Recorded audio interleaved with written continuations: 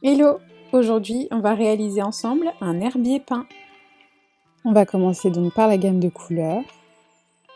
La première est un rouge carmin, que je vais appeler goji. Ensuite, un ocre jaune, qui s'appellera lui fauve. Un marron chaud, qui sera terre cuite. On va venir contraster tout ça avec une teinte un peu plus douce, poudrée.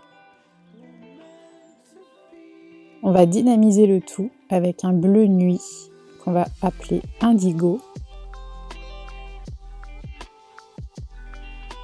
On va ajouter en touche la couleur framboise. Et la dernière, une touche de lumière avec un jaune orangé que j'ai appelé gingembre.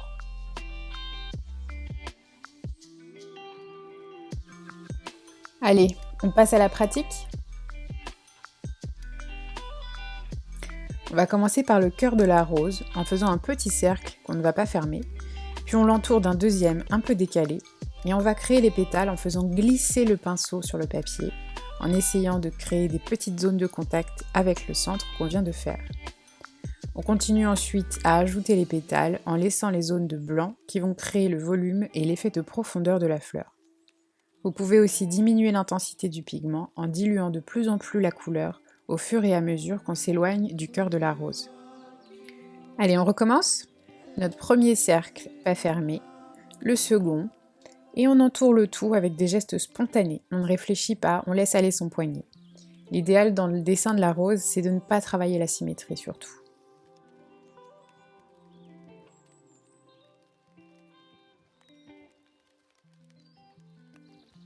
Une petite astuce que j'aime faire pour contraster ma fleur davantage, je charge mon pinceau en pigment et je viens tapoter le centre encore humide pour que la couleur vienne s'y diffuser.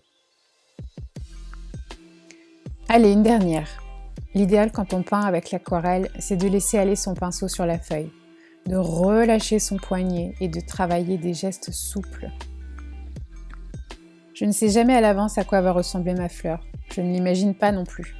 Elle prend forme et s'épanouit tout simplement en même temps que mes gestes, et la surprise reste totale.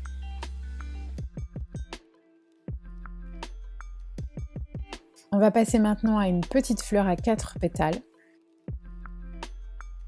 Alors vous voyez, je commence à la naissance du pétale avec la pointe du pinceau, puis je l'écrase en tirant la couleur et je reviens à mon point de départ. Je commence par la pointe, j'étire ma couleur en écrasant mon pinceau et je reviens au centre de la fleur. Si pendant le mouvement vous avez laissé du blanc, ne le comblez pas, c'est ce qui va ajouter de la lumière à nos pétales.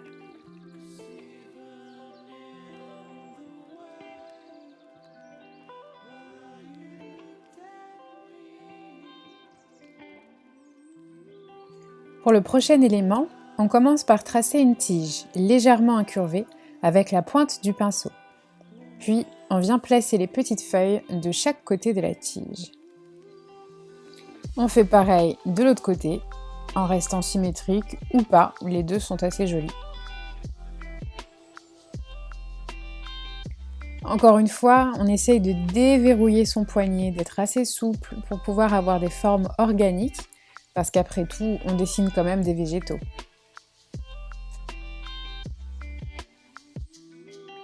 La tige, la première feuille du haut, et on descend feuille après feuille.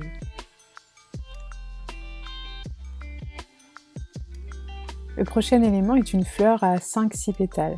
J'ai une technique un peu bizarre pour celle-là, mais qui fonctionne plutôt bien. L'astuce, c'est d'imaginer qu'on est pressé, qu'on veut finir ce dessin très vite. Vous allez voir qu'avec cette astuce, il y a plein d'endroits qui restent blancs où le pinceau n'est pas passé. Et c'est justement l'effet qu'on recherche. Attention. Oh là là, vite, dépêche-toi. Comme sur la rose, je viens appliquer du pigment au centre de la fleur, là où c'est encore humide. J'ai choisi d'ajouter la teinte goji qui va se diffuser et se mélanger avec la couleur poudrée. On va s'attaquer maintenant aux petites feuilles bleues.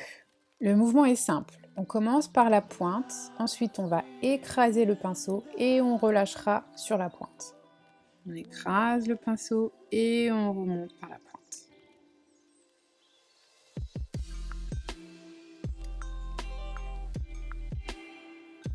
Alors on faisait de bas vers le haut, on peut aussi faire du haut vers le bas, ça donne une autre forme encore à la feuille.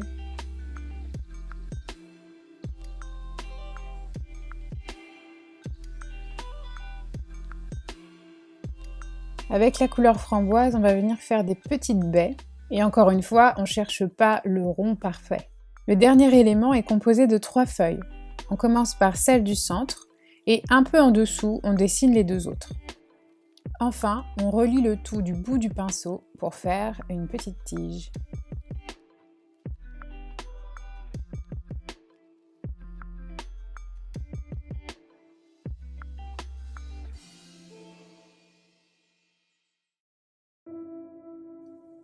Allez, c'est parti, on passe aux choses sérieuses. Voici donc à quoi va ressembler notre herbier peint, avec tous les différents éléments. Je garde la palette de couleurs de côté et les techniques de chaque feuille et fleur. C'est parti! On commence encore une fois par les roses, qu'on va placer aléatoirement et bien répartis sur toute notre feuille. Moi j'ai choisi d'en mettre 6.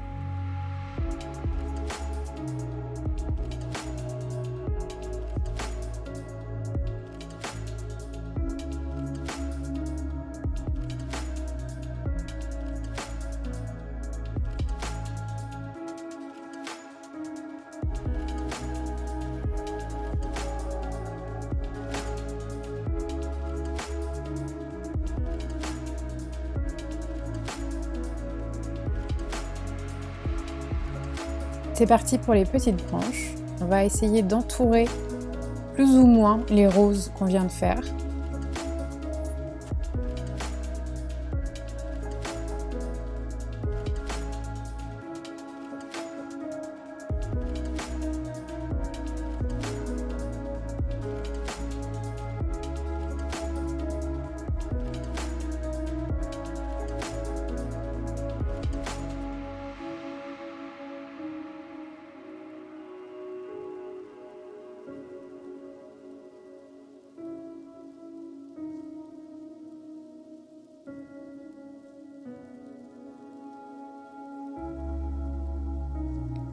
On ajoute maintenant les fleurs à 4 pétales.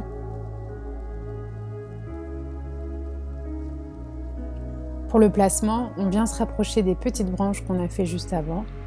Et pareil, on essaye de remplir à peu près tout l'espace de la feuille.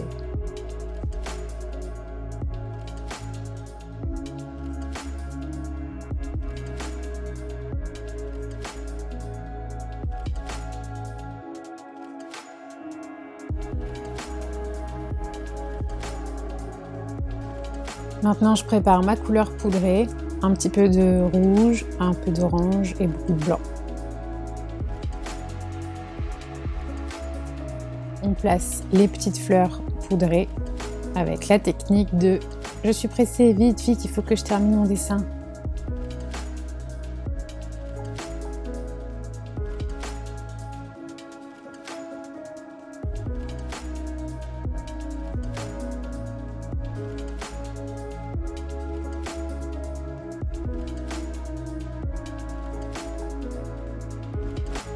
On continue avec les petites feuilles jaunes.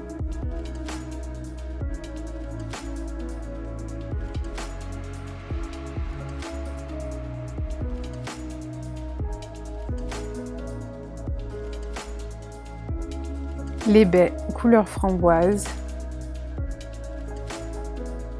Et enfin, on monte en intensité avec l'indigo et le feuillage pour remplir tous les trous.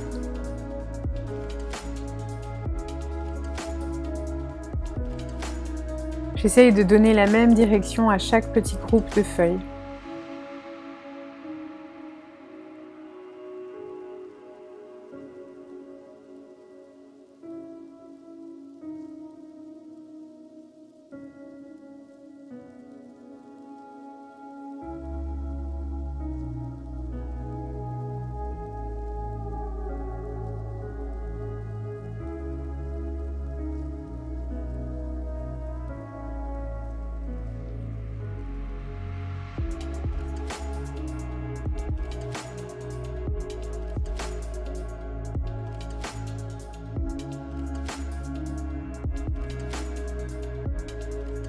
En dernière étape, je viens tapoter le centre de mes fleurs pour leur dessiner leur cœur. Et voilà, j'espère que cette vidéo vous aura plu. Le but était de vous permettre de vous évader un peu et de vous donner envie de jouer avec les formes et les couleurs. N'hésitez pas à refaire cet herbier illustré en mettant sur pause si besoin. Variez les couleurs, les végétaux, vous êtes libre. Mais n'oubliez pas de me taguer, que je puisse aller voir vos chefs-d'œuvre.